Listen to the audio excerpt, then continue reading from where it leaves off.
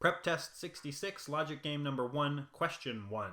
First question in the game, and it is a possible scenario question as usual. We're going to use the rules one at a time to eliminate answer choices.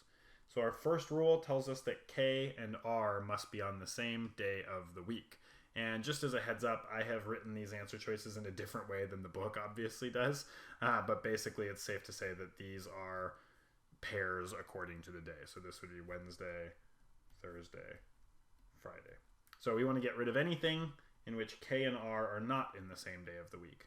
A looks okay. B looks okay. C, they're spread out over Wednesday and Thursday. So that one's out. D looks okay. And E looks okay.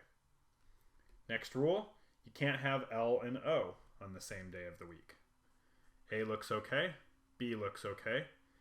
D does not look okay. That's out of there. And E, they're spread out over Wednesday and Thursday, so that's all right. Next rule tells us J comes before O, and on an earlier day than O. A is all right, B is not okay, and E looks fine.